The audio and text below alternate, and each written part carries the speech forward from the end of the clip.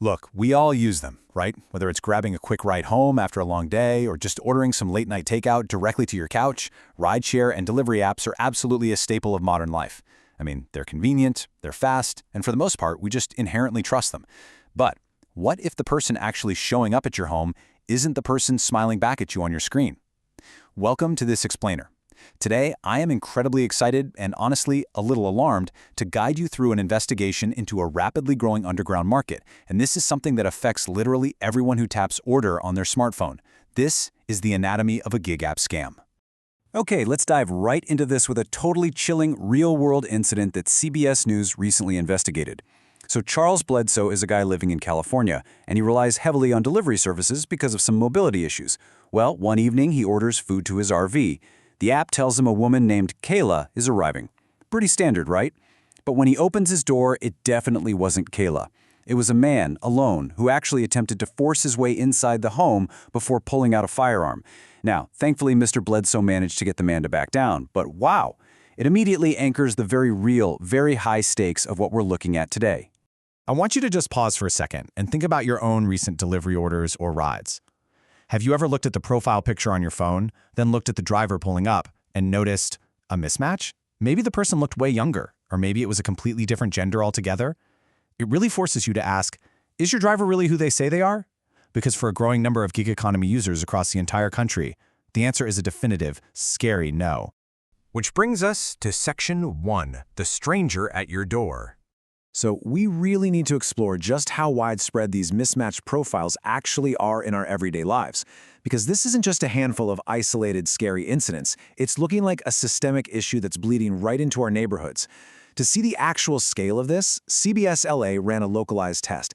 They just placed 8 delivery orders across DoorDash and Uber Eats over a few hours. The results?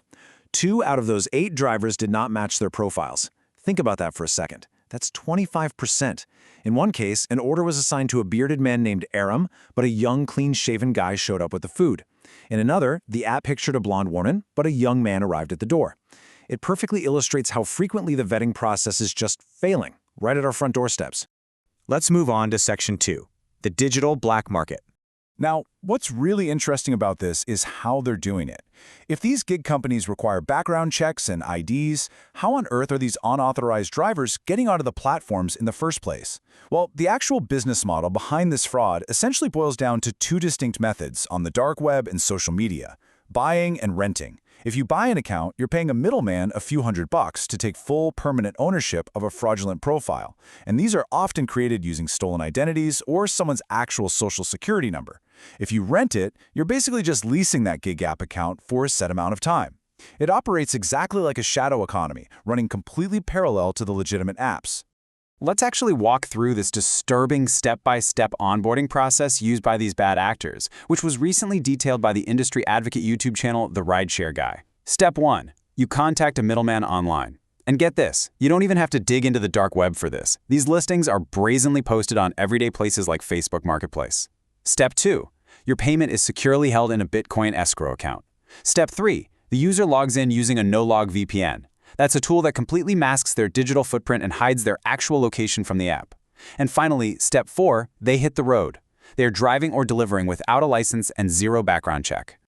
And you've got to see just how brazen this black market has actually become. When CBS reporters went undercover to ask about renting an account, one Spanish-speaking seller literally told them point blank, "If you don't have a license, there's no problem." Another one explicitly stated that all they needed was a photo without filters. I mean, no license, no background check, no problem at all. It is alarmingly, ridiculously easy to bypass these safety gates. Section 3, the collateral damage. A black market of this massive size doesn't just exist in a vacuum, right? There is widespread fallout here. As gig economy advocates have pointed out, the victims of this are everywhere. First, obviously, there are the consumers. We're exposed to completely unvetted drivers and real safety risks, just like what happened to Charles Bledsoe. Second, the legitimate drivers out there suffer heavily. They face lost income from severe market oversaturation because they're constantly competing for rides with these fake accounts. And third, and this is truly awful, there are deeply concerning reports that vulnerable migrants are being heavily exploited. According to industry advocates, Organized gangs reportedly set up these fake accounts, hand them to migrants, and basically force them to work grueling, long shifts while the gang takes the vast bulk of their earnings. It is just a terrible situation across the board. And this brilliantly illustrates the sheer scale of why this is so incredibly hard to stop. $3.6 billion. That is the number of rides and deliveries Uber alone coordinated just in the first quarter of 2026. Because these platforms operate on such a massive global scale, requiring in-person, face-to-face vetting for every single driver, it's basically impossible. The tech relies on digital verification, and as we're seeing, digital verification can absolutely be hacked, spoofed, or just flat-out bypassed. Which takes us to Section 4, the corporate disconnect. So there's a very stark contrast between what is actually happening on the streets and what these tech corporations are stating publicly about their safety. If you read the official defense statements from companies like DoorDash, Lyft, and Uber, you're going to see reassuring phrases like robust safeguards, real-time ID check selfies, and zero tolerance for account sharing. Yet as investigators and advocates have found, the black market reality tells a totally different story. Fake accounts are being bought for just a few $100s. Fake or manipulated photos are easily bypassing those ID checks, and drivers are hitting the road without any background checks whatsoever. There's a massive, massive gap between policy and reality. To really see how wide this gap is, just look at their claims versus the reality. DoorDash claims zero tolerance and permanent bans, yet consumers have claimed that 8 out of 10 drivers in their personal experience didn't match their profiles. Uber touts its real-time ID check selfies, but stolen driver's licenses and passports are sold openly on the dark web specifically to fool that exact system. Lyft mandates continuous driving record checks, but the middlemen selling these accounts literally guarantee buyers that no license is needed. So, the tech giants claim their systems catch the fraud, yet bad actors continually find these very lucrative workarounds. Section 5. Who will fix it? So with the tech companies clearly struggling to keep the bad actors off their platforms, we have to look at the regulatory side and ask, who is actually stepping up to solve this massive vulnerability? Well, lawmakers are slowly starting to take notice. Representative Debbie Dingell, a Democrat from Michigan, has been pushing for stronger safety protections, even suggesting the need for in-person ID verification. But as Dingell herself points out, this is a deeply complex issue to fully prevent. She openly admits that right now, everybody's vulnerable, because stopping people from sharing or renting digital accounts online is just an incredibly difficult regulatory hurdle. And part of the problem is a massive gap in official reporting. Look at this number, 5. The California Public Utilities Commission, which actually oversees these platforms in the state, has received only 5 official complaints in 2 years regarding stolen identities on Uber and Lyft. When you contrast 5 official complaints against the rampant black market advertising and the sheer volume of consumer anecdotes we just talked about, it shows a huge disconnect.